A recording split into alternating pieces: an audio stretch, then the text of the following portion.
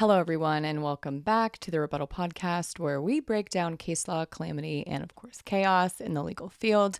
I am once again your host, Reb Recommends, and today's episode is one I'm serving to you on a platter after causing a bit of a buzz, right? A bit of a hullabaloo on TikTok when I posted about the United States Postal Inspection Service, the U.S. Postal Inspectors, as they are known as. Apparently, y'all, were not aware that the USPIS, really devastating acronym, total aside, was not fucking around. For the sake of not repeating myself and repeating exactly what I said in this TikTok video, I'm just going to play it for you, so let's watch it together. I'll tell you one thing, if you're ever thinking about doing a crime, do not do it by mail. Via mail, through the mail, do not lean on a mailbox as you're thinking about doing the crime. Don't lick an envelope with the same mouth that talked about the crime. Do not do it mail adjacent. You all know me. I do not like law enforcement for the ways in which law enforcement fails to do its job. If these fools pull up to your establishment, I'm not saying you did it for sure, but I'm saying signed, sealed, delivered, you are theirs. Do I say that when FBI pulls up? Absolutely not. I've spoken to federal agents, FBI agents, where I'm like, damn, they let y'all in? CIA? Nope, still not. My pulse isn't even raised. They could have fumbled this. They probably fumbled it. Every other law enforcement agency, I'm like, whatever. U.S. Postal Inspectors rolling up like this in a khaki and a cinched belt, snatched. I'm sorry. U.S. Postal Inspectors are pretty much the only law enforcement agency we have that have a reputation, notoriously, for doggedly doing their jobs. Doing their jobs, come rain, come shine, come thunder, come anything. U.S. Postal Inspectors cases are airtight. Not 100%, but 98% of them are. That's right, 98% conviction rate. If the U.S. Postal Service is bothering to hand over a case to prosecutors, like, hey, like, indict this fool, cooked in ways that have never been done before, roasted, just absolutely obliterated, they have shit on you that you didn't even know existed. It's not just because, oh, they're only going after the people who, like, it's easy to convict. Not necessarily. Mail crimes are decently difficult to prove the elements of, okay, like in a court of law. 98% conviction rate. Even if they are going after the people, only the people that they for sure can convict. They pulled up to a mayor's house last year, and I knew that, I was like, they're done. It's over. And they investigate anything related to the mail. Anything with a nexus to the mail. Anything. Tangential to the mail. Do you understand how many things are tangential to the mail? They do not play. There are over 200 federal crimes involving the mail that you could possibly commit. Some of them are outlandish. You're not allowed to mail a threatening letter to the circus. You're not allowed to mail ninja weapons. You're not allowed to engage in a mail order denture business. You're not allowed to impersonate a postal worker. No, you're not. No, you fucking are not. They will find you. You're not allowed to paint a car to look like a mail car, right? USPS fund. You can't do that. No, you cannot. They don't play. And it's funny because oftentimes when a case is brewing, okay, cooking, like the FBI and CIA are like mildly fumbling something over here.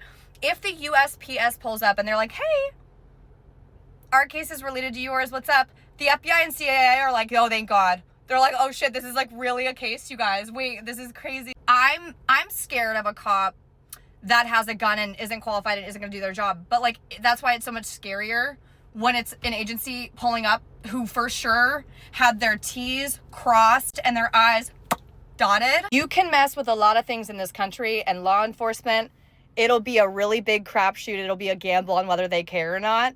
The one thing, the absolute one thing guaranteed, if you mess with it, someone will come find you and they'll have postal inspector on their badge, is the mail.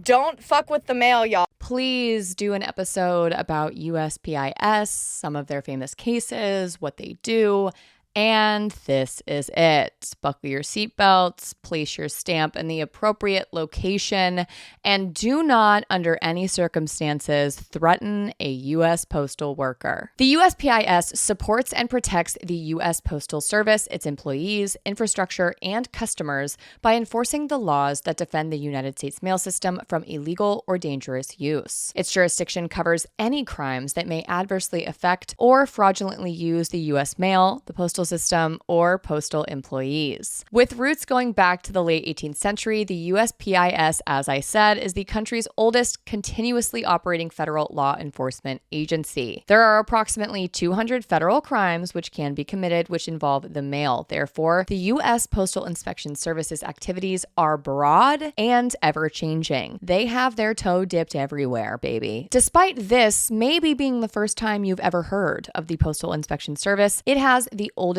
origins of any federal law enforcement agency in the United States, predating the signing of the Declaration of Independence. Its roots can be traced back to 1775, when Colonial Postmaster General Benjamin Franklin first appointed a, quote, surveyor to regulate and audit the mail. The term surveyor was eventually changed to special agent and then postal inspector. You get the gist, all right? But we've basically always been here. We, as in the USPIS.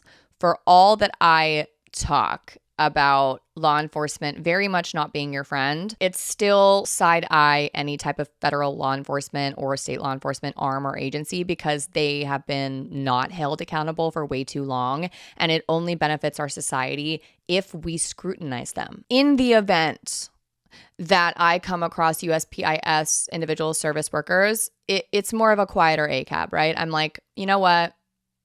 I tip my hat. I unfortunately have to give you your flowers. I have to give you your tens where I give you your tens, okay? You not only do your job, you do it so efficiently and without needing to brutalize minorities to do it or lie and do shoddy police work and violate everyone's rights about it, which is, yes, the bare minimum in my mind and should be the bare minimum for law enforcement, but I can at least do like the nod. If anyone's ever seen Spirit, Stallion of the Cimarron, the animated film, the horse, okay, love, voiced by Matt Damon. Watch it if you haven't. It's a crier, all right? At the very end, when the U.S. Army officer is spoiler, okay, and not even a spoiler. The U.S. Army officer basically gives him the head nod, okay? If y'all know, y'all know. If you don't, go watch it, please. That is what I would do. We're not friends, okay? We're not friends. We're on opposite sides of the team here. Of the teams, of the bench, of the arena, but I can at least give you a head nod as I walk past. Do you feel me? Amazing. Let's get that off my chest so none of y'all are like, oh my God, Reb, you're such a hypocrite. Don't so many of your cases literally expose law enforcement for things that they do and blah, blah, blah. Yes, but isn't it great to hear that somebody's doing their fucking job for once? Yes, amazing. The first Surveyor General of Post Roads, William Goddard, was appointed on August 7, 1775, under the Second Continental Congress. The duties of the surveyor helped to ensure the efficiency and security of mail routes. By 1830, an office was set aside for the Post Office Department's special agents. However, before the Civil War, there were few agents available to cover the vastly expanding postal territories. Agents, especially those out west, complained about the department's slowness in everything from updates of postal regulations to financial reimbursements. There was also a distrust of agents at a time when political parties often used public office as a partisan tool. Oh, a time?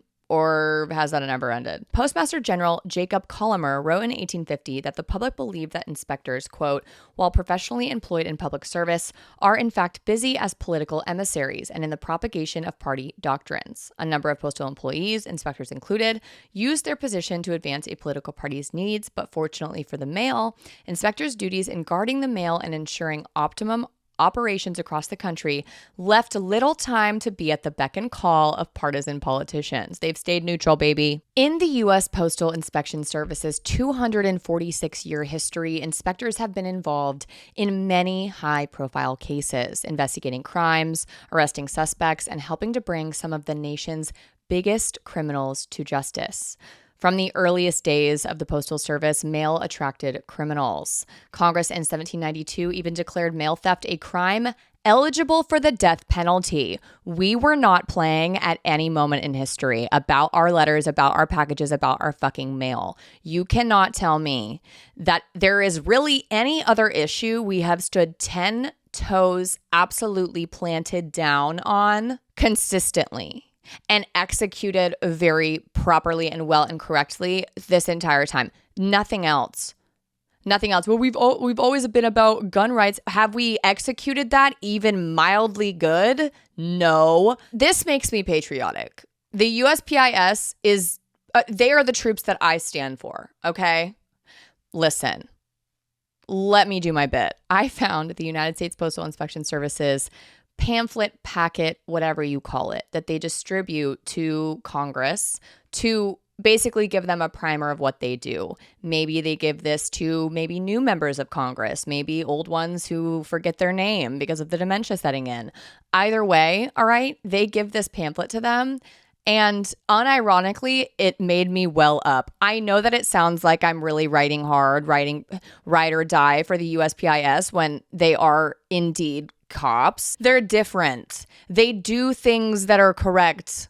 They do a job and they clock. Their favorite thing in the world to do is clock in. These people solve crimes legitimately. Bare minimum, but unfortunately we have to give them their flowers. This pamphlet is titled United States Postal Inspection Service, Because the Mail Matters. And this is the photo they use for the cover. Like the most classic stock image. You find this in a high school textbook. Just adorable for no reason. The first page is their creed. All Americans have the right to mail and receive letters and packages with every expectation that no one will tamper with or steal their mail. All users of the mail have the right to be protected from mail fraud and other mail-related criminal activities, and all postal employees and customers have the right to work or conduct business in a safe and secure environment. But those rights themselves must be protected.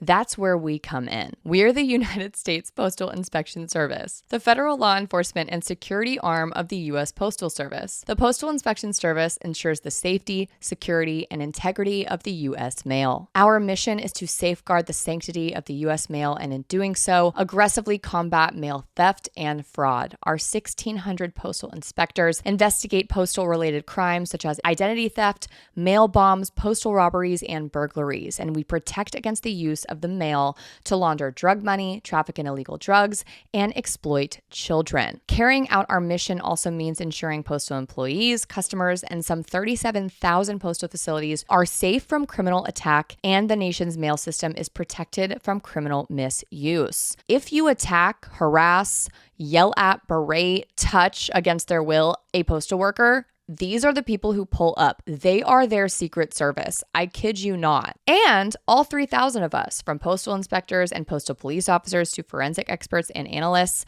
are thoroughly trained and dedicated to our mission. Whether dealing with mail thieves in colonial times, stagecoach robbers in the 1800s, gangsters in the 1930s, the Unabomber in the 1980s and 90s, or anthrax mailings in this century, we are there. If it has anything, in italics, if it has anything to do with safeguarding the safety, security, and integrity of the nation's mail system from criminal misuse, we do it.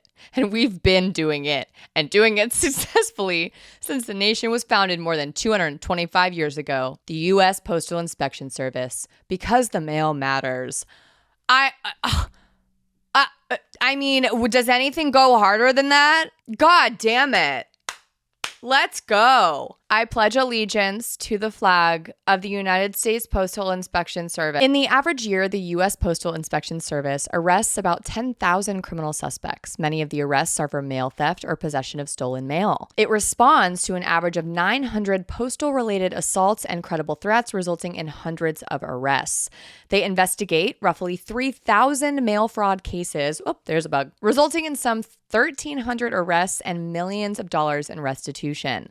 Investigate about 4,000 reports of suspicious substances and items in the mail, including mail bombs. The overwhelming majority of incidents are indeed, though, non-hazardous. They also investigate about 100 robberies of postal employees and facilities and 2 times that many burglaries of postal facilities. They respond to more than 27,000 consumer fraud complaints, including reports of identity theft. They arrest hundreds of suspects for child sexual exploitation offenses related to the mail, identify child molesters, and rescue hundreds of child victims. They arrest roughly 1,000 suspects for drug trafficking and money laundering via the mail. They also conduct some 3,000 forensic examinations, make scores of court appearances to provide expert testimony, and identify more than 500 suspected violators of postal statutes. And their job is truly never ending. Every day, the U.S. Postal Service delivers about 700 million pieces of mail to U.S. households and businesses. And every day, the Postal Inspection Service is there protecting the USPS, securing and ensuring the nation's mail system, and ensuring public trust in the U.S. mail, which is a foundational issue, idea, goal, mission. Trust in the mail. You can trust the mail. We can get it to you in rural bumfuck Virginia, wherever. We will get you the mail. That is the idea. There is not going to be higher prices because you're using a private company. This is a public service. Everyone is entitled to the mail. They're entitled to get their medications to the most remote reaches of this country. It's the same price to mail something to bumfuck Montana and New York City, right? Right. Indeed, the Postal Inspection Service specifically is empowered by Congress, quote, to investigate postal offenses and civil matters relating to the Postal Service. We're known among our law enforcement colleagues as the Silent Service, the SS. Also another terrible acronym. The only law enforcement agency that I give pretty much default respect to based on their record alone, their baseball card is just, you can't deny it, okay? GOAT of all time.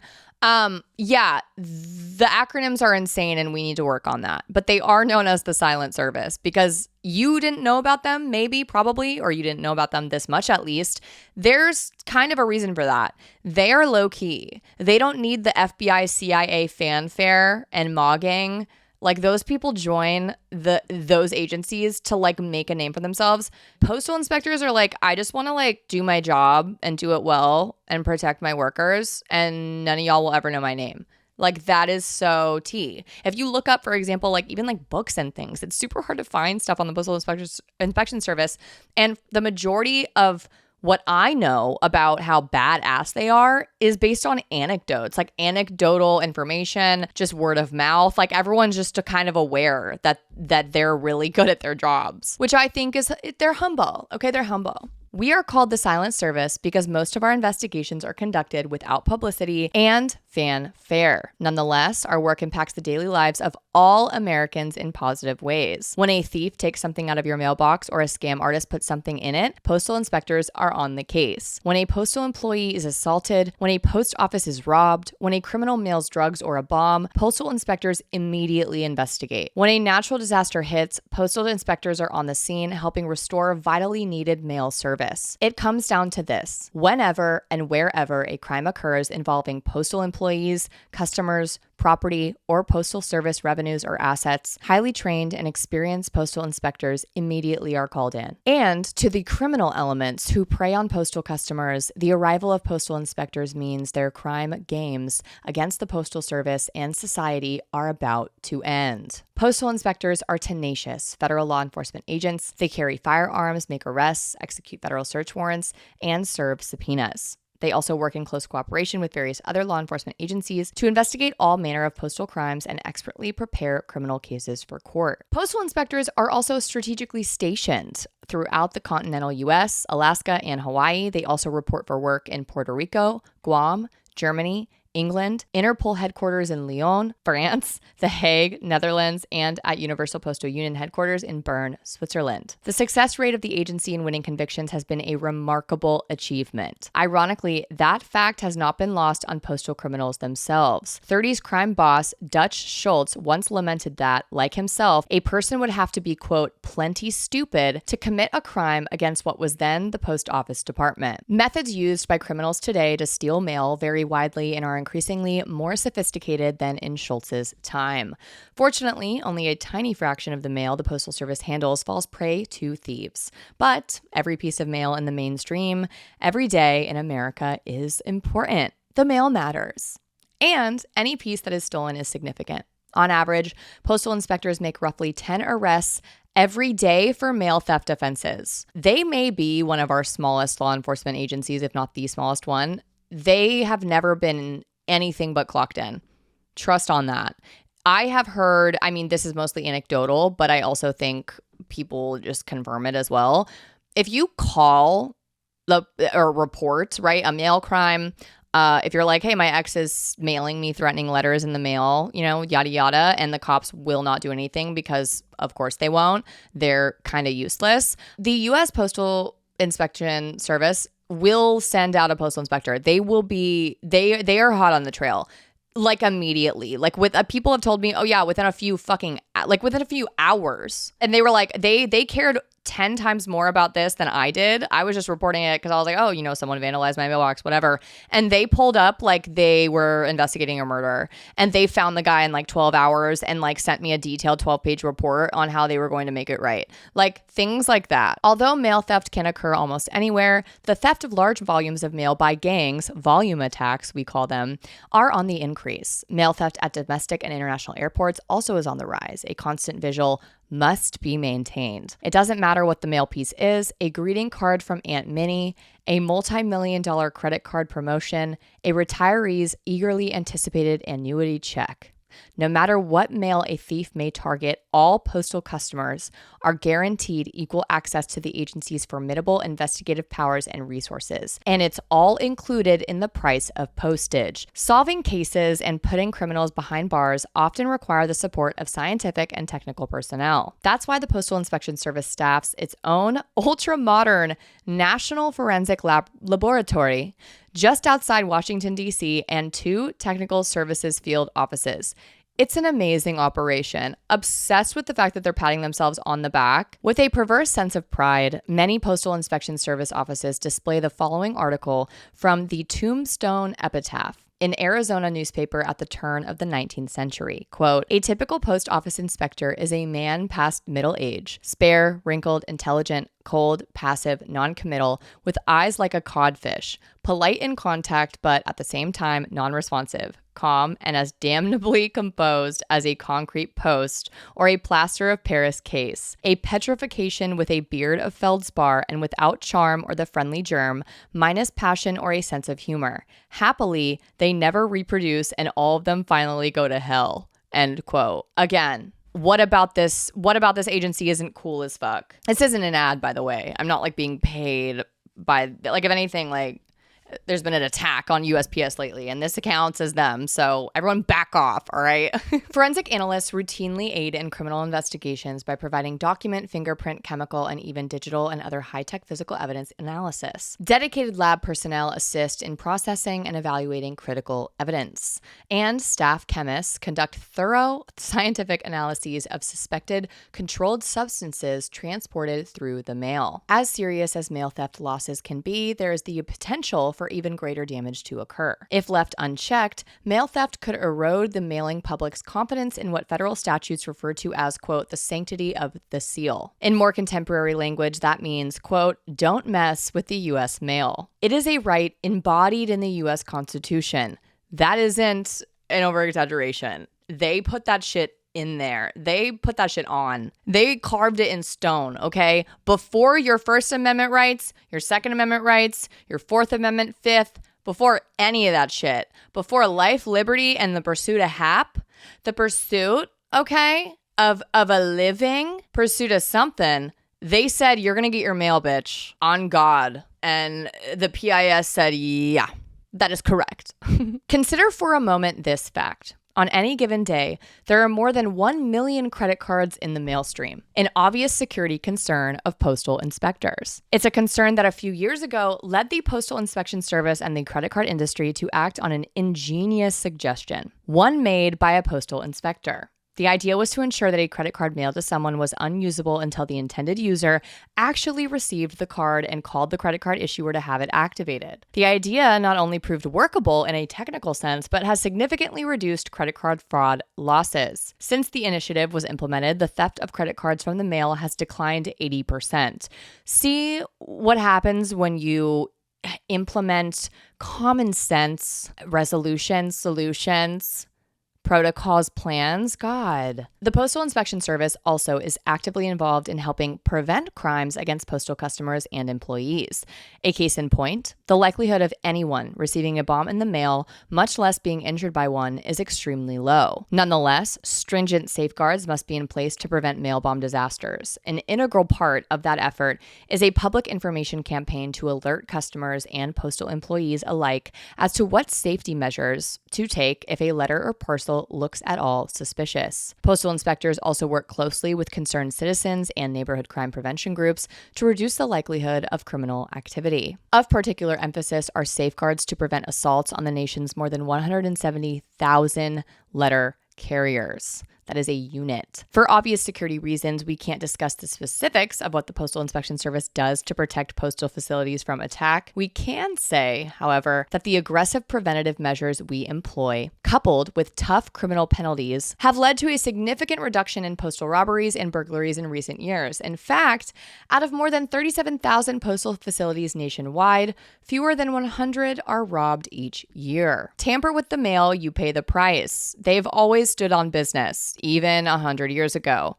In a period of 2 years, from 1920 to 1921, 36 major mail robberies were committed, with the thefts totaling more than $6 million in 1920. Okay. Postmaster General William H. Hayes issued an order directing that some 5,000 guns and 2 million round ammunition be distributed and also offered a maximum reward of $5,000 for mail robbers, dead or alive. We put out a wanted poster for people who robbed the post office with a dead or alive heading. Dead or alive. Dead or alive.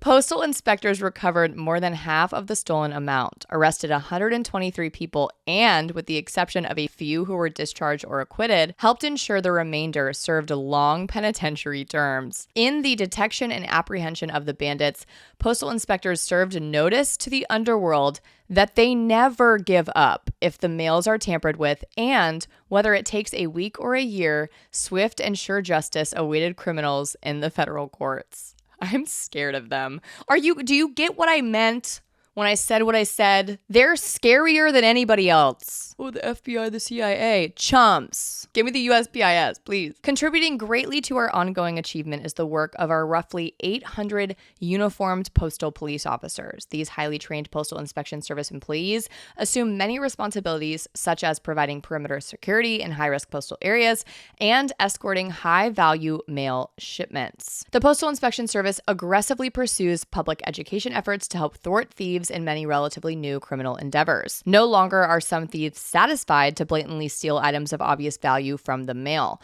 They've learned how to steal from the mail by using a computer. Because of the extensive use of the mail to commit these crimes, the Postal Inspection Service has become a leading agency in investigating identity theft and in preventing consumers from being victimized by unscrupulous scam artists. You've heard the world of the internet referred to as cyberspace. Well, where there's cyberspace, there is cybercrime, and postal inspectors have an obligation to combat it too. Why? Because fraud on the internet becomes mail fraud when payments for illegal schemes are received via the mail. Thieves who commit more than half of all tracked internet fraud are paid with either a check or money order dropped in the mail. Apart from the outright theft of the mail are countless illegal schemes that violate the nation's oldest consumer law, the Mail Fraud Statute, enacted in 1872. Over the years, postal inspectors have investigated more illegal boiler room operations than any other law enforcement agency. All of you, even if you haven't heard of the Postal Inspection Service until this episode, have heard of mail fraud, wire fraud, mail fraud. Like, you've seen high-profile cases, maybe celebrities, politicians, just people, right, who are in the news, Ponzi schemes, etc.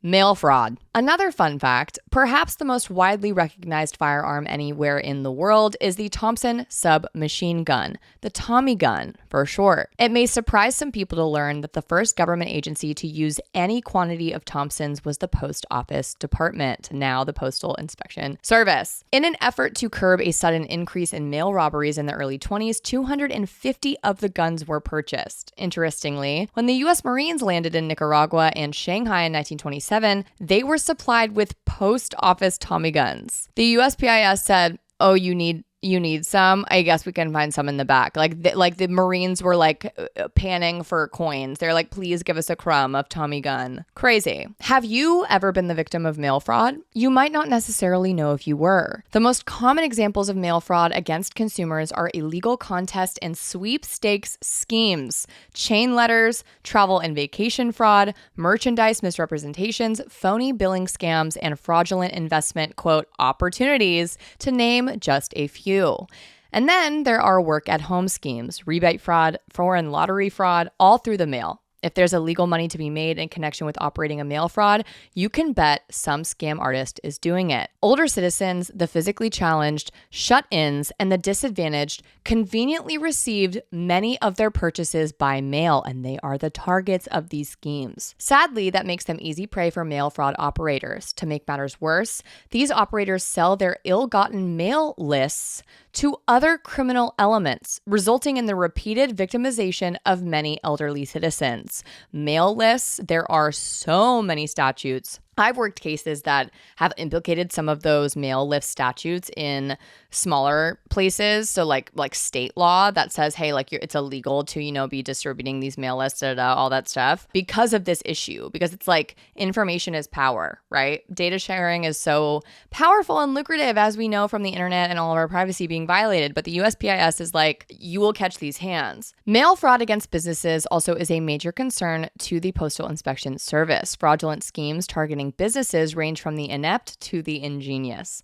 On the more damaging end of the scale are found the submission of bogus accidental death insurance policies to insurance companies, fraudulent telephone business directory solicitations, and scams involving dummy companies used to apply for bank loans and obtain investor funds.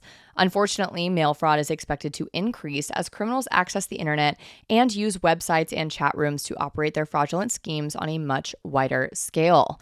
The Postal Inspection Service is helping combat that trend by operating a successful internet fraud initiative in cooperation with internet service providers, consumer production organizations, and others. Because postal inspectors prefer to perform their duties largely in anonymity, the Postal Inspection Service has come to be known as the Silent Service. That doesn't mean, however, that the criminal elements of society aren't well aware of the agency's remarkable success rate in winning convictions. A case in point involved a small country store that had also housed the community's post office. When thieves burglarized the store in the late 1960s, they carefully chalked a line between the commercial and postal areas. On the postal side of the line, the following inscription was marked. Quote, "Inspectors, we didn't cross this line." Apparently true to their word, the thieves took only store goods. They didn't disturb a single item of post office equipment. I have chills. It's almost like the criminal underworld, it can do nothing but respect it. They're like, listen, gang recognize gang. Like, I'm sorry, like that's tough as hell. This is my favorite enemies to lovers in the world. Let's keep going. In another area of public service to the country, postal inspectors play a key role in helping wage the nation's war on illegal drugs. In fact, their work to identify and prosecute major drug mailers and intercept illegal drug proceeds that traffickers attempt to send through the mail is well known and respected. On average, 1,000 suspects are arrested by postal inspectors each year for trafficking drugs and laundering, disguising the source of drug money via the U.S. mail. In addition to seizing cash obtained through criminal activity, postal inspectors have used federal forfeiture laws to seize houses, vehicles, boats, artwork, and other high-value items purchased with drug money. More than a century ago, the Postal Inspection Service began waging a relentless battle against the purveyors of smut shipped via the U.S. mail. Speaking of enemies to lovers. In fact, the 1873 Comstock Act, the federal postal obscenity law, was named after Postal Inspector Anthony Comstock, whose obscenity investigations became a personal crusade. They kept that paragraph not necessarily glowing because the Comstock Act is definitely controversial now. definitely First Amendment issues there. In the 1970s, postal inspectors expanded their investigations of illicit materials in the mail to include one of the more heinous crimes of contemporary times. Today, with more and more unlawful computer transmissions and child pornography on the internet, use of the mail to transport child pornography has increased, and our investigative commitment continues. Working in close cooperation with the Department of Justice and other agencies, the Postal Inspection Service has earned a well-deserved reputation as a true leader in the war against child sexual exploitation. Since passage of the Child Protection Act in 1984, postal inspectors have arrested thousands of child pornographers and molesters for trafficking child pornography through the mail, and in the process, saved hundreds of children from further sexual abuse. Well, there you have it. Safety, security, integrity. When these issues relate to the U.S. mail, as invariably they do, they relate directly to the work of the United States Postal Inspection Service. So, think of us the next time you place a stamp on an envelope or mail a parcel. As your mail is hurried to its destination safely and security, we will certainly be thinking about you. End of pamphlet. Who the fuck? I mean, chewed up. Just chewed. I speechless. Chills, literal chills, etc., XYZ, okay? Since you now have everything you need to know about this agency that is just putting up some fucking numbers, let me tell you, okay? With respect to successes, okay, success stories, we will start off with our little roundup of my favorite cases that the USPIS is known for, okay? That they, usually quietly doing all this stuff pretty much behind the scenes, okay? Without any fanfare, without any pats on the back, like self-congratulatory gag, okay, BS, press runs. There are cases which they literally can't help but be in the news for and about because they are catching some high profile fucking people, all right? They do not discriminate in a bad way, all right? They do not care they don't care what color you are, what ethnicity, how rich you are. They will come after you. And that's also why I respect them. Healthy respect, 2020. Shortly after 4 p.m. on August 20th, 2020, the sunburned visage of Steve Bannon popped up on a projector screen inside the Daniel Patrick Moynihan Courthouse in Lower Manhattan. President Donald Trump's former chief strategist was sitting in what appeared to be a holding cell in lieu of a courtroom, wearing an open collared shirt, a white mask, and handcuffs. Hours earlier, armed postal inspectors had arrested Bannon on a yacht off the coast of Connecticut and brought him to New York City on Coast Guard vessels, where a grand jury had indicted him for a scheme to defraud donors to a crowdsourcing campaign that raised more than $25 million in private money to build a section of Trump's southern border wall. Prosecutors allege that Bannon and 3 co-defendants each took hundreds of thousands of dollars from the group, known as We Build the Wall, for their personal use, despite assuring the public that the money would all go toward the wall. The details in the 24-page indictment describe a scam that was almost comically flagrant. The 4 men lied over and over again about not taking even a, quote, penny in compensation, and then stole the funds anyway. Bannon allegedly took more than $1 million for himself, while the ringleader of the effort, Brian Kolfage, an Air Force veteran, used some of the money to buy a boat named the Warfighter that was spotted in a recent Trump boat parade in Florida. Now, each of them could face up to 20 years in prison. Quote, this case should serve as a warning to other fraudsters that no one is above the law, not even a disabled war veteran or a millionaire political strategist, said Philip Bartlett, the New York postal inspector in charge for the U.S. Postal Inspection Service, which handled the investigation along with the U.S. Attorney's Office in Manhattan. Inside the courthouse that afternoon, the famously loud and obnoxious Bannon was reduced to offering a few monosyllabic responses to a magistrate judge, Stuart Aaron, who read him his Miranda rights and confirmed that Bannon understood the charges. He was released pending trial on a $5 million bond, of which Bannon was required to put up $1.7 million. He was required to surrender his passport, and his domestic travel was restricted. Following the indictment, Donald Trump and his son, Donald Trump Jr., distanced themselves from Bannon. Trump Jr. had originally been supportive of Bannon's fundraising efforts for the Mexico-United States border wall. Unsurprising. At a preliminary hearing on August 31st, 2020, District Judge Annalisa Torres set a trial date for May 24th, 2021. Prosecutors revealed that they had collected a large number of emails found on various devices and online storage accounts after search warrants were executed, some earlier in the year. However, shortly before midnight on Tuesday, January 19th, 2021, the final full day of Trump's presidency, Trump issued a series of pardons to 144 individuals, including Bannon, which, as you guys know or may not know, but I'm telling you now, pardons by the president only apply to federal crimes that you can be charged with, et cetera, okay?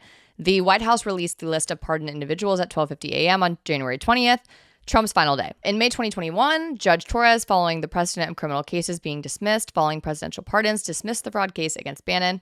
Torres said that because the pardon was valid, dismissal of the indictment was the proper course. In her ruling, she stated that despite Bannon not pleading guilty, quote, the issuance of a pardon may carry an imputation of guilt, acceptance, a confession of it. She further quoted, quote, if there be no guilt, there is no ground for forgiveness. But as I said, this doesn't cover state indictments, state charges, state crimes. No, it does not. And thankfully, New York had that shit on lock.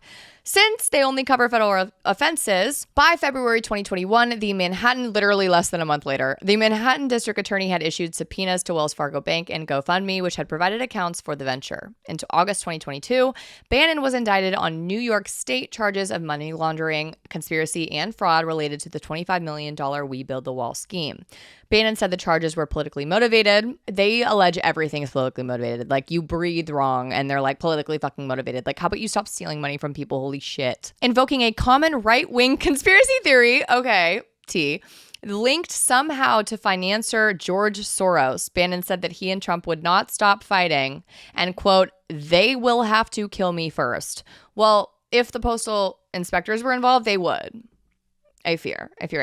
He surrendered to authorities on September 8th, 2022. It was originally expected, the trial was expected to start May 27th, 2024. However, it was postponed because the judge in that case was also overseeing the Trump hush money case and was unavailable at that time. Our president has been busy doing everything illegal in the fucking world, as we know, all right? And judges are like, listen, we can't even keep up. God damn it. Due to an ongoing conflict, Bannon's case was reassigned to Judge April Neubauer, who later rescheduled it for December 9th, 2024. At Bannon's request, she rescheduled it again to February 2025.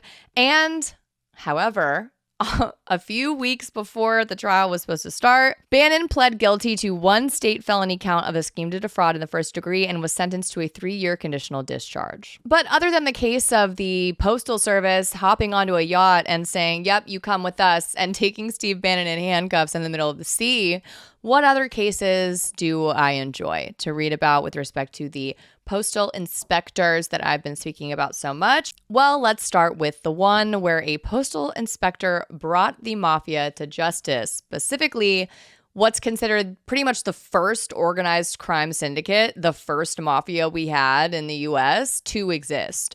A postal inspector brought them down because of course he did. Between 1890 and 1910, over 2 million Italians immigrated to the United States, some of them, of course, from the island of Sicily. The Sicilians operated small businesses, saloons, and general stores or worked hard labor jobs, but some in their number wanted more. They decided to utilize an old symbol, the Black Hand, or La Mano Nera, to terrorize new Italian immigrants and extort large sums of money from them. The Black Hand gangsters formed a coalition that internally called themselves, quote, the Society of the Banana, because the majority of the higher-ups were fresh fruit vendors and distributors. They saw the advantage in using the sophisticated American post office as their vehicle of terror. Mistake number one, first and last. They could write letters with terrible symbols and threats. They would have one of their fellow gangsters in another city mail it to a victim, thereby concealing who the real extortioner was.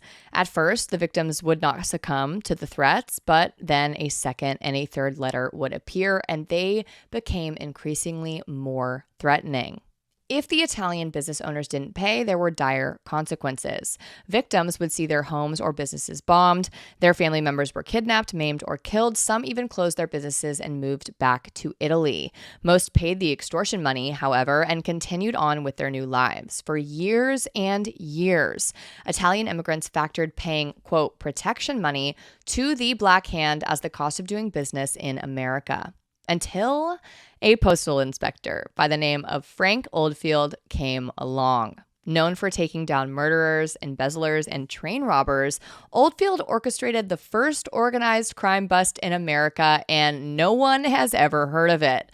The Silent Service, baby. In a new book, Inspector Oldfield and the Black Hand Society, America's Original Gangsters and the U.S. Postal Detective Who Brought Them to Justice, the postal inspector's great-grandson, William Oldfield, and his co-author, Victoria Bruce, tell the story for the first time. Inspector Oldfield knew of the existence of crimes in the immigrant communities, but due to a language barrier, the insular nature of the new Italian immigrant community, and the very crafty or very stealthy efforts of the Black Handers, crimes would go unpunished and investigations would meet dead ends. That's until the postal inspectors show up, baby, all right? On the night of April 18th, 1908, in the railroad town of Bellefontaine, Ohio, about 50 miles northwest of Columbus, 18-year-old Charles DeMar walked into the fruit shop he owned with his uncle, Salvatore Sierra, and put a bullet in his uncle's head. Salvatore's body was discovered later that night by his wife among crates of bananas and apples splattered with his blood. When the police arrived, Mrs. Sierra appeared not to understand them, or at least she pretended she didn't speak English. This wasn't unusual. The police commonly ran into this problem with Italian immigrants who wanted nothing to do with law enforcement on any level. The most preyed upon victims were often unwilling to give police any leads, even if they'd personally seen a suspect commit a crime against a loved one. It's not that Bellefontaine police lacked investigative skills. No law enforcement institution up to that point in the nation had been able to penetrate the criminal organizations that had been quietly terrorizing cities across America, particularly those with large populations of immigrants from Italy. Nearly 6 million Italian immigrants entered the country in the last 2 decades of the 1800s, and organized crime, common in their native country, often found its way across the Atlantic too. Increasingly in the papers, the gruesome crimes were credited to Black Hand criminals because of several recovered threat letters that demanded exorbitant payments or death. The Bellefontaine cops searched the premises of DeMar's Fruit Importers and collected as much evidence as they could. What they found tipped them off to the idea that the murder was more sinister than a random killing. In the dead man's pants pocket, there were 2 letters written in Italian. Knowing they had no chance of getting anywhere by interviewing friends or relatives of the victim, the cops were hopeful that the letters would lead to a break in the case. They also knew that their work was done because the letters put the murder squarely under the jurisdiction of the United States Postal Inspection Service. That's right, baby. Give it to the inspectors. They'll get the job done. In the year of the murder, before the FBI, the U.S. Post Office Inspection Service was the largest law enforcement agency in the country and the only agency equipped to solve such a large-scale crime. The police brought the letter to the attention of Inspector Oldfield at the Columbus Post Office. Since arriving in Columbus, 41-year-old Oldfield had become one of the most successful post office inspectors in the service. We have an MVP. And he seemed to be the only one up to the task of solving the Black Hand riddle, infiltrating and taking down the first mafia ring in the United States. Loosely organized coalitions of extortionists, typically from Sicily, where such networks were common, took root in American neighborhoods and thrived. One of them was the organization that Oldfield was about to bust open. Salvatore Arrigo, a fruit seller in Columbus, had connected with fruit sellers from Buffalo, New York, Pennsylvania, and throughout Ohio to form his own deceptively silly-sounding criminal ring, the Society of the Banana.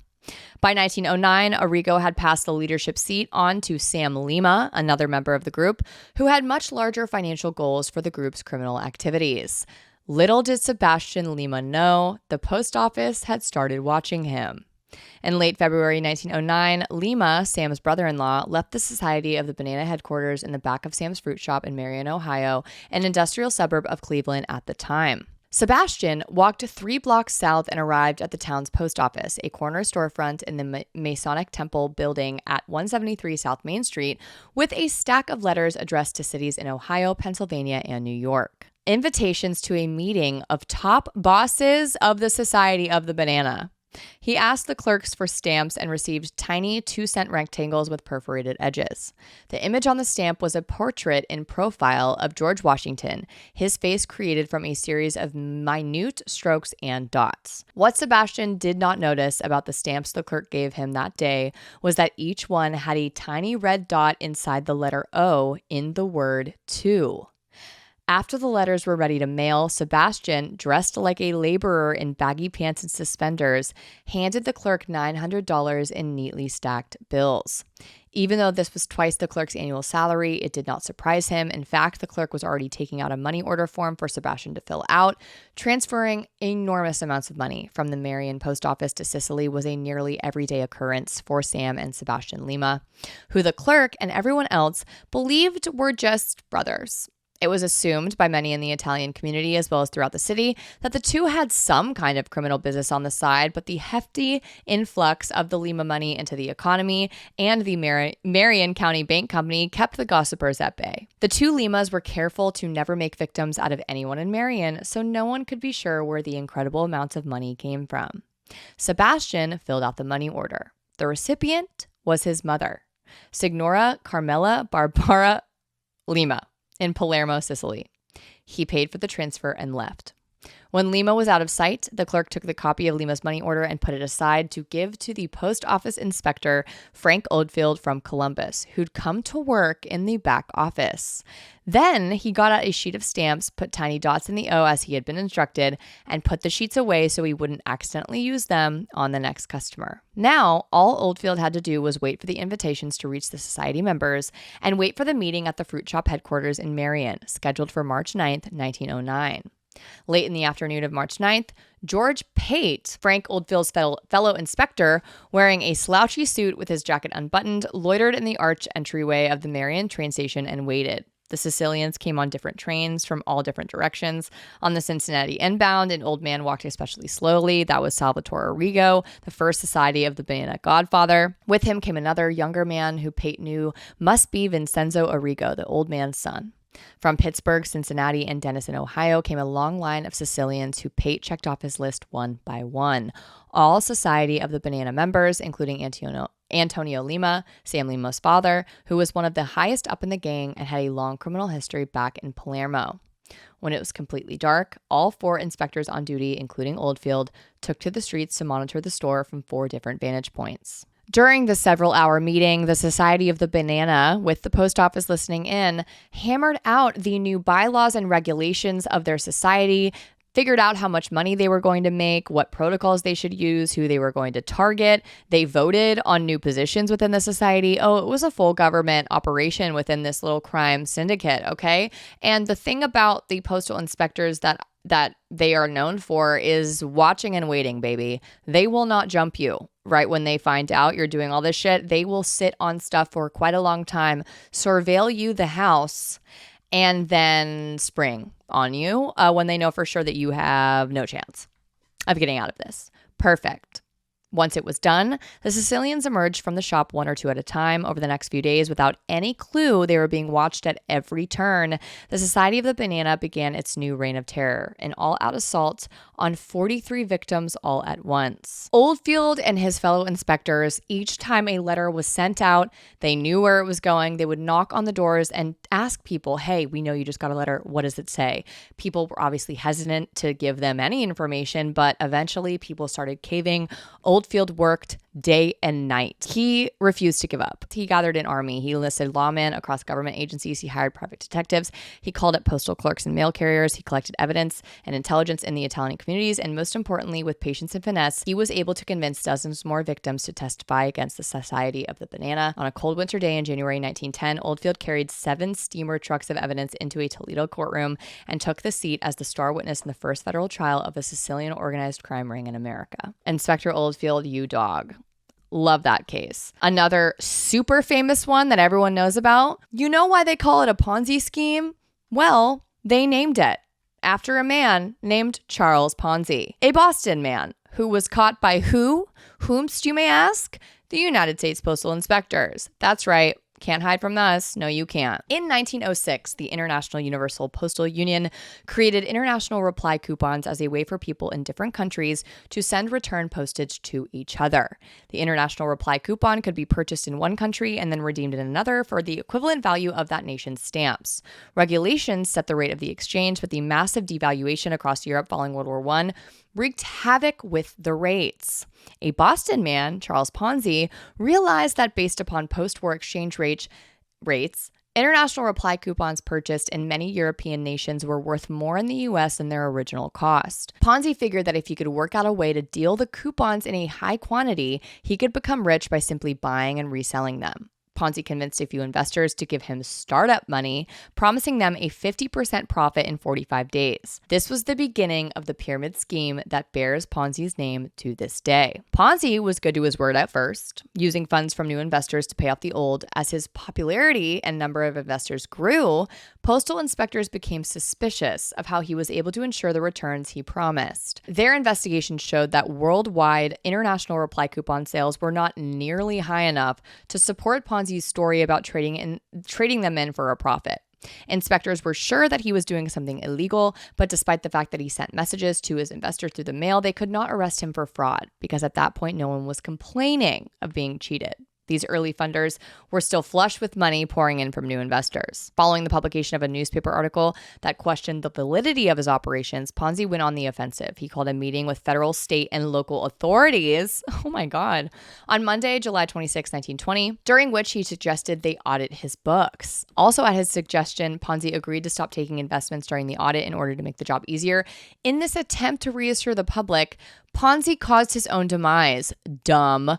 The next day, angry investors crowded his office to demand their money. They feared that Ponzi was about to close up shop. Ponzi was able to pay back a few of those investors, again trying to reassure the rest. Many continued to withdraw their money until Monday, August 9th, when Massachusetts Bank Commissioner Joseph Allen told the Hanover Trust Company to stop honoring Ponzi's checks, and 3 people who had deposited with Ponzi filed a petition in court to declare Ponzi bankrupt. Unable to pay back these investors, Ponzi was charged with using the mails in a scheme to defraud, and in November pled guilty and was sentenced to 5 years in prison. After being found not guilty in 2 state trials, Ponzi was found guilty of additional charges in a February 1925 trial and sentenced to another 7 to 9 years. While free on bail, Ponzi headed to Florida, where he returned to his old tricks and was sentenced to a year in jail for violating Florida's securities laws before he disappeared while awaiting an appeal. Found a few months later, Ponzi was sent back to Boston to serve out his remaining sentence there after being released. In February, he was deported to Italy on August 7th, 1934. And the next case all of you have surely heard about, the Unabomber.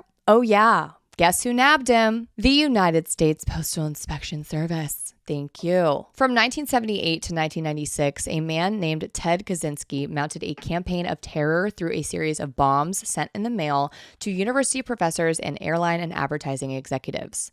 The bomber used the mail to deliver 9 of his 16 known devices. Postal inspectors and agents from the FBI and the ATF created the Unabomber Task Force, a combination of the words university and airline bomber. The press created the name Unabomber from that original task force designation. In 1995, while still on the loose and through anonymous letters, listen, first and last mistake you'll make, babes. The Unabomber demanded the publication of what became known as the Unabomber Manifesto in exchange for an end to the violence. The New York Times and the Washington Post published the diatribe against technological advancement on September 19, 1995. The New York Times and the Washington Post published the manifesto, hoping at the suggestion of the postal inspectors, hell yeah, that somebody would recognize the writing style of the author, which is exactly what happened. David, Ted's brother, had a wife named Linda Patrick, and she was the one who first suspected Ted and urged David to read the manifesto when it was published. She suspected him before she saw the handwriting, babes. Like, she was like, this sounds like something Ted would do, don't you think? David was like, no, never. And she was like, okay, well, heard they're publishing this manifesto. You should read it. David recognized Ted's writing style immediately, and the criminal defense lawyer the couple hired notified authorities. Authorities meaning the postal inspectors. On April 3rd, 1996, police arrested Ted in his rural cabin in Lincoln, Montana. There is a photo on the USPIS website of the postal inspectors at the side of the cabin. They're like, what it do? It's kind of cute. Like, I hate, listen, don't you feel like I've turned over a whole new leaf? The postal inspectors have made me kind of enjoy them because they all looked like fucking nerds. Like, I love a nerd. I hate a cop. I love a nerd. Love a fucking nerd, man. It hits. It hits something different. Like, look how cute they look. You're kidding. You're kidding. If you're not watching on YouTube, you can come on over and check the photo out and then go back to listening yourself. The next case, the famous McDonald's monopoly McMillions fraud scam scheme, the scratch off situation, this big sales promotion that was run by the McDonald's fast food restaurant chain with a theme based on the Hasbro board game Monopoly. Now, this Monopoly promotion still runs to this day worldwide. Okay, so that's why some of this explanation is in the present tense, but this is how the game works. Okay, the promotion works. The promotion mimics the game Monopoly. The game is also advertised with tokens appearing in Sunday newspapers. Originally, customers received a set of 2 tokens with every purchase, but now tokens come only with certain menu items.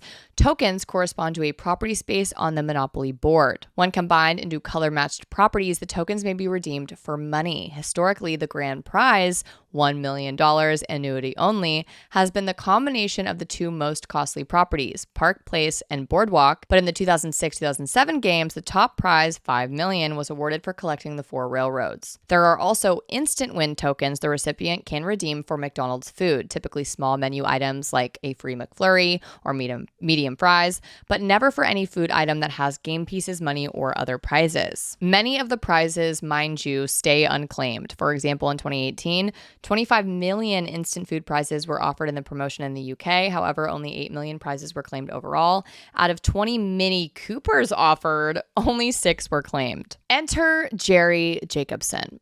Jerry Jacobson swindled more than $24 million out of the major fast food promotion over a course of 12 years. 12 years he went unnoticed. He was swindling the house down until the postal inspectors had literally had to go to McDonald's and be like, hey, so like somebody's absolutely robbing you blind. And they were like, what's up? They had no idea. His trick? Stealing and selling McDonald's Monopoly game pieces. Jacobson's fortune and his downfall came from gaming the twice-a-year promotion, which promised anything at that time from a free sandwich to $1 million to the customer who revealed the lucky game piece, a property or a railroad, when they peeled off the sticker attached to their hash brown wrapper or soda cup or the inside of a magazine. He was in charge of keeping the promotion secure, delivering the most lucrative game pieces to McDonald's packaging plants. Instead, throughout most of the 1990s, he pocketed and sold them to a vast network of friends and distant relatives. In the end, more than 50 people were convicted in the scheme. It was Jacobson who watched the winning pieces be printed, locked them away in a vault, and who sealed them up and tucked them in his vest and flew from factory to hide them in McDonald's packaging. Jacobson went into private security work after having served briefly as a police officer in Hollywood, Florida. Stares at the camera. His connection to the Monopoly game began when he and his wife at the time, Marsha, moved to Atlanta when she began to work as a security auditor. She helped her husband get a job with one of her clients, Dittler Brothers, which printed the McDonald's game pieces. He later moved to Simon Marketing, a company in the same area that produced the pieces.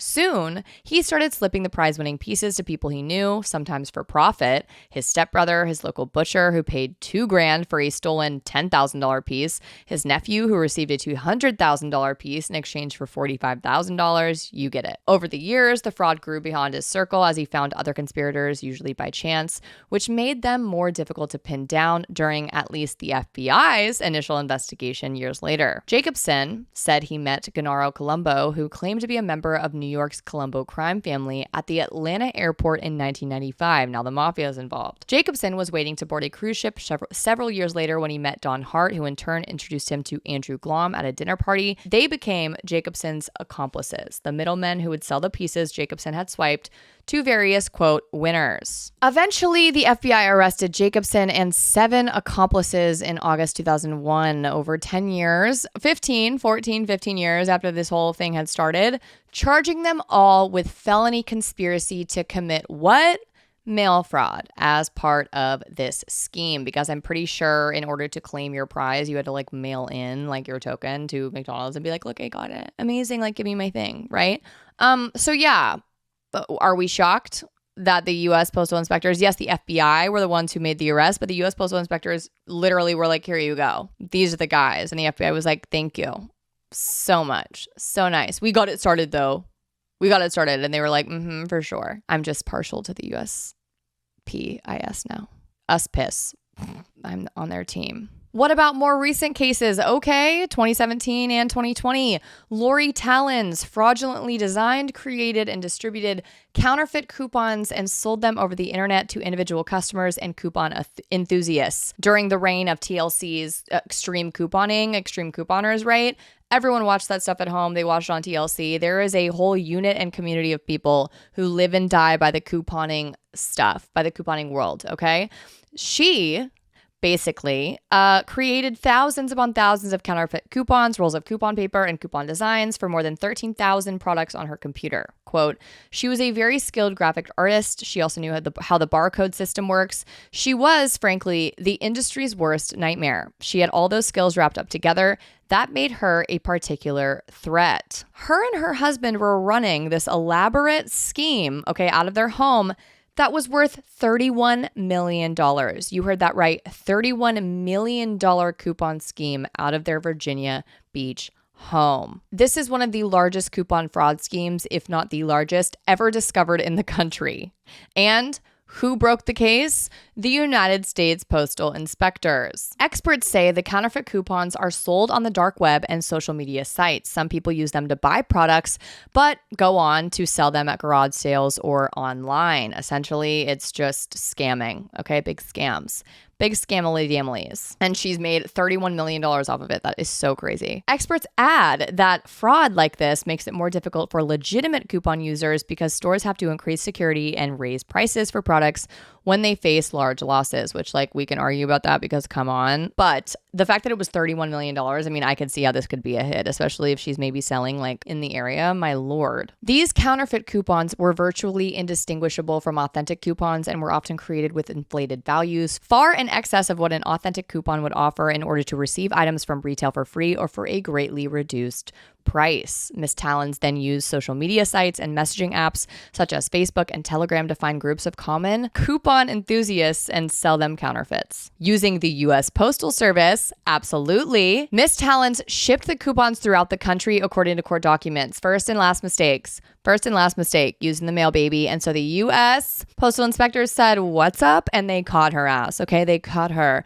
They got it, okay? Amazing, perfect, gorgeous. She was shipping all those coupons worldwide, nationwide, and good God, girlie, you were better off walking it to those people because you never would have been caught in that case because Lord knows the FBI can't do a damn thing right. All right? Perfect. So they've been sentenced. They're like 12 years in prison. Something crazy. Okay. Those are just a few. Those definitely not the finite list. Okay. Of things that the U.S. Postal Inspectors are doing, the cases that they are most famously tied to. But what you will find if you do your own little, research on your own is that it's honestly kind of mildly difficult to find cases that the U.S. Postal Inspectors are involved in unless you essentially know the case first, if that makes sense. Like the U.S. Postal Inspectors will be mentioned. They'll be like, oh yeah, by the way, they like literally ran this entire investigation and they were the ones who arrested them and they are the reason why they got caught anyways, but it doesn't come up on like a simple Google search all the time, even when you have the right keywords. So there is a long list of very historical, very good, very juicy, very interesting, very fucking dramatic cases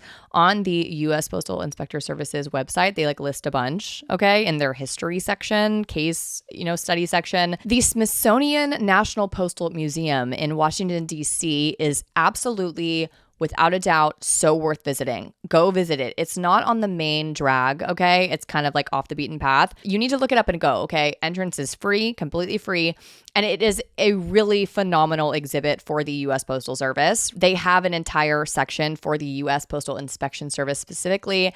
And a lot of the exhibits, I guess like literally all of the exhibits have all this information about all the different crimes and case histories and behind the badge, okay? Like who are these postal inspector people? Who are these postal inspectors who are doing all this work? And they have case histories about scams and schemes, dangerous mail, anthrax case. I forgot that one. Alaska mail bomb, the cigar box bombs, the 1919 bombs, the Chicago bombs, child exploitation, drugs, thefts, robberies, and burglaries, murder, baby, gangs and murder. Are you kidding? It's a phenomenal museum. I've only heard excellent things about it. I got so much information from their website, from their virtual exhibits to do this episode. And I just go. It's free. Go. Use your public service and go. Another resource that I need to absolutely yell to the stars about is a book titled Tales of a Gay Postal Inspector. You can't make this stuff up. This book is written by Marius Greenspan.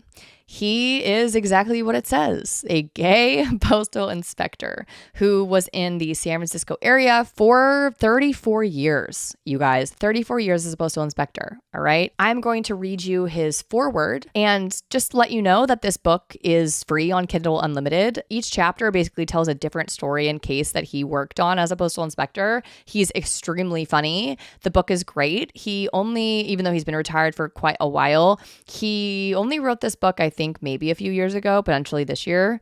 All right. Show him some love, please. You cannot find any books written by postal inspectors. They keep it quiet. They keep it cute. They keep it on mute. Okay.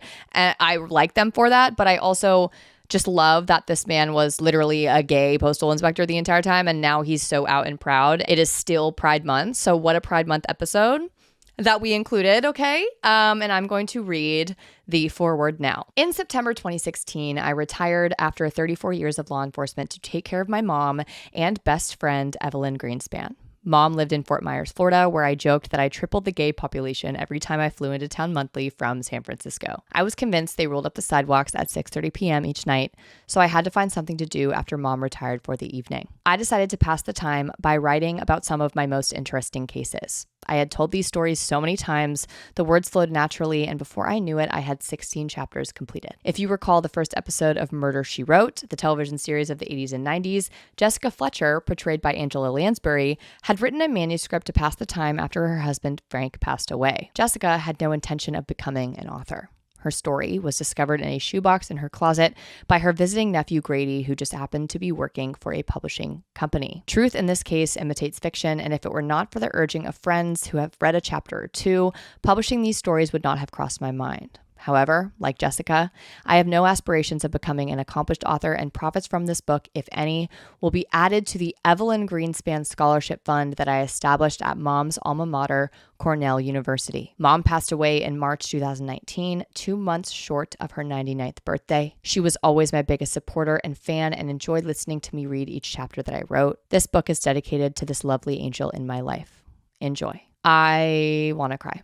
I would like to cry. I'm not going to cry because I already read it 4 times and cried earlier. And so I got it out. But go download this book. And happy Pride. My rebuttal for this episode is don't do shit via the mail, people. Love you. Bye.